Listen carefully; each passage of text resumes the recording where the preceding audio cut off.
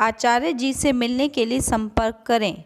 मुंबई 12 मार्च व 20 अप्रैल, जयपुर 17 अप्रैल, चंडीगढ़ 18 अप्रैल, दिल्ली 19 अप्रैल। इसके अतिरिक्त टेलीफोन अपॉइंटमेंट भी उपलब्ध हैं। मेरे बहुत ही प्रिय साथियों, बहुत बहुत अभिनंदन और बहुत बहुत हृदय से स्वागत। साथियों, शीर्षक आपने बिल्कुल ठीक पढ़ा है और आप जान जाएंगे इस एपिसोड को देखने के बाद में कि ये 100% सटीक है। जी हाँ साथियों, हर किसी का ये सपना होता है कि उसका स्वयं का अपना, चाहे छोटा सा ही सही, एक सुंदर सा घर जरूर हो।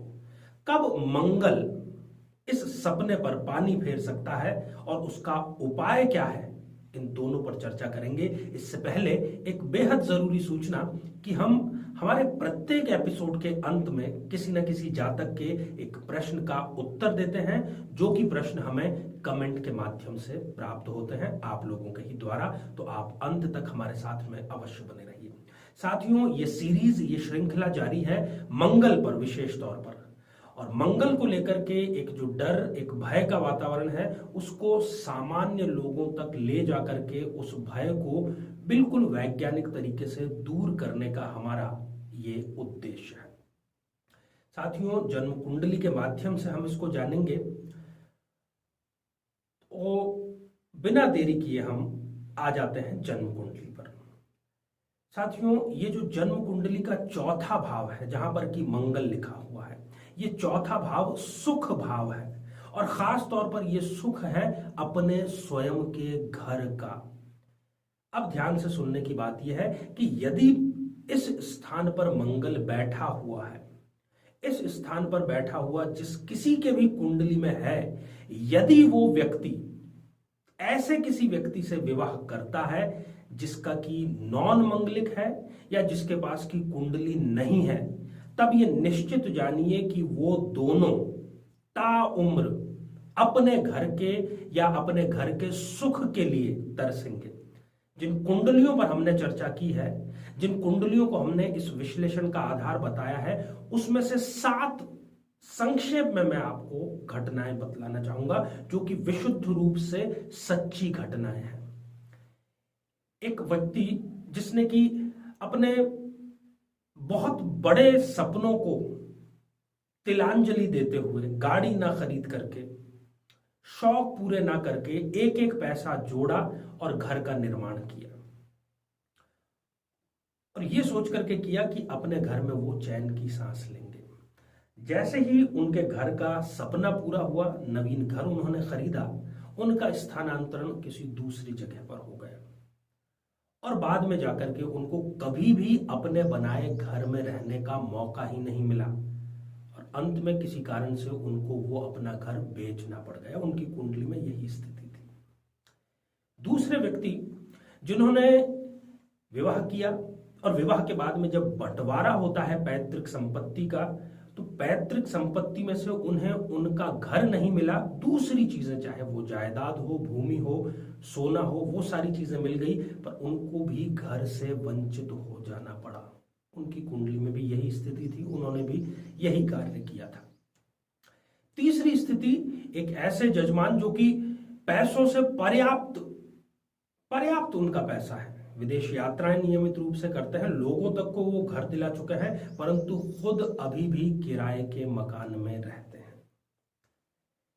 चौथी स्थिति, एक व्यक्ति जो कि सेवानिवृत्ति के पैसे से, जब तक वो सरकार में नौकरी करते थे, ये सोचते थे कि क्वार्टर है सरकार का, ठीक है, सेवानिवृत्ति के पैसे से उन्होंने अपना घर बनाया, और बदकिस्मती ही इसको कहेंगे कि उसके 6 माह के भीतर ही वो दिवंगत हो गए, अपने घर का वो सुख नहीं प्राप्त कर पाए। इसकी अगली स्थिति, एक व्यक्ति जो कि घर का निर्माण करता है अपने बीवी, अपने बच्चों के लिए, अपने माता पिता के लिए, परंतु उसकी आर्थिक स्थिति उस मकान को बनाने के बाद में इतनी ज्यादा खराब हो जाती है कि उसको उस मकान को 1 साल के भीतर ही वापस बेचना पड़ जाता है। ये करामात दिखाई है मंगल ने। एक और स्थिति जिसमें कि मकान खरीदा, उससे पहले सब कुछ ठीक चल रहा था। पति पत्नी के 10 साल हो चुके थे शादी को, और जैसे ही उन्होंने वो मकान खरीदा और उस मकान में शिफ्ट हुए, उस मकान में शिफ्ट होते ही उनमें इतने लड़ाई झगड़े होना शुरू हो गए कि अंत इसका तलाक पर जाकर के हुआ। अंतिम और 7वीं स्थिति यह है कि सरकार में बहुत उच्च पद पर पति और पत्नी दोनों कार्यरत थे। उन्होंने भी अपना अपना दोनों का पैसा लगा करके, तो बराबर पैसा लगा करके उन्होंने मकान का निर्माण कराया, पर आज तक भी वो दोनों उस मकान के सुख को भोग नहीं सके। इन सारी स्थितियों में किसी एक व्यक्ति के 4th हाउस में मंगल था और दूसरे के मंगल 4th हाउस में नहीं था, बल्कि मंगली भी नहीं था व्यक्ति। अर्थात यहां पर सिंपल सा केस है मंगली और नॉन मंगली के बीच में विवाह का। इस प्रकार की ये स्थितियां देता है। और साथ ही ये भी कि यदि मंगली व्यक्ति है और उसने किसी ऐसे व्यक्ति से शादी की है जिसके पास अपनी जन्म कुंडली नहीं है, जिसको अपना जन्मदिन पता ही नहीं है, तब ये सारी स्थितियां देता है। अब न केवल ये स्थितियां, बल्कि इस पर मैं और भी आपको खरा उतरते हुए और भी ये विशेषताएं बताऊंगा कि जब भी व्यक्ति के 4th हाउस में मंगल होता है तो ऐसा व्यक्ति वाहन तो बहुत जल्दी खरीद लेता है, संतान भी उसके बहुत जल्दी हो जाती है विवाह के बाद में, परंतु उसको माता के सुख से वंचित रहना पड़ता है, या तो माता से उसको दूर रहना पड़ता है, या हल्की फुल्की अनबन उनके साथ में होती है।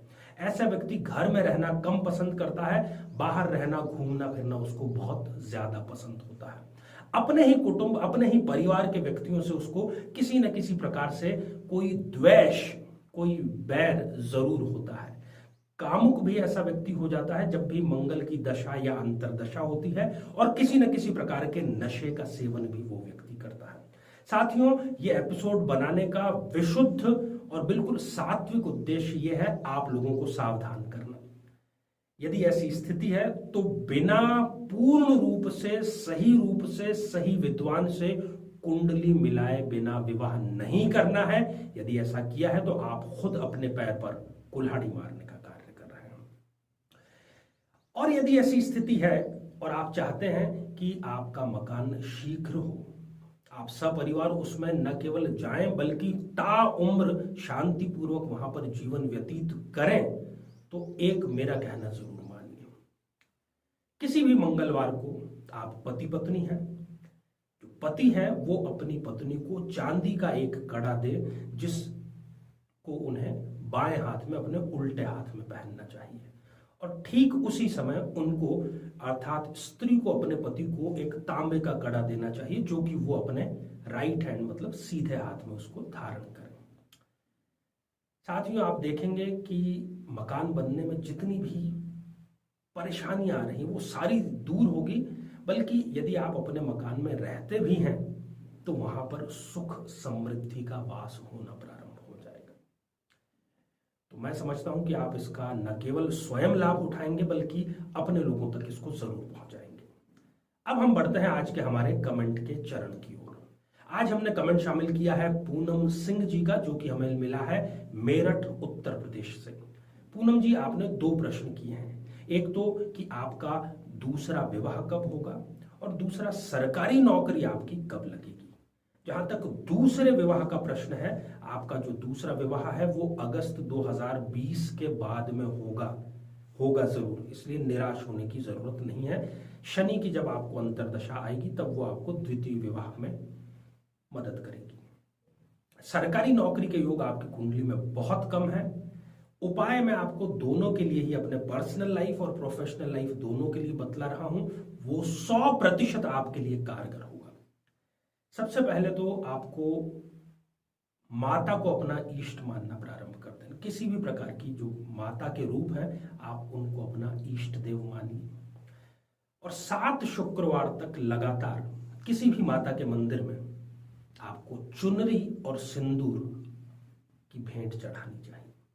मैं भी ईश्वर से प्रार्थना करता हूं कि आप शीघ्र ही द्वितीय विवाह के बंधन में बंधें और सुखपूर्वक जीवन यापन करें। तो साथियों, ये था हमारा एक छोटा सा प्रयास जीवन की बेहतरी के लिए। यदि आपको हमारा ये प्रयास अच्छा लग रहा है, दिल पर लग रहा है तो जरूर हमारे इस चैनल को सब्सक्राइब कीजिए, अपने लोगों तक पहुंचाने के लिए इसको शेयर जरूर कीजिए और मुझे अपना स्नेह देने के लिए लाइक जरूर कीजिए। आपकी विश्वसनीयता पर खरे किसी और एपिसोड में आपसे पुनः भेंट होती है। नमस्कार। जीवन में किसी समस्या का सामना कर रहे हैं, जैसे कि शादी में देरी होना, पति पत्नी में मनमुटाव या तलाक तक की नौबत आ जाना, संतान का प्राप्त न हो पाना, नौकरी या धन प्राप्ति में बाधा आना, जीवन के प्रत्येक क्षेत्र में किसी न किसी प्रकार की बाधा आना, तो आज ही अपनी जन्म पत्रिका का संपूर्ण विश्लेषण करवाएं और पाएं समस्या से सदैव के लिए मुक्ति।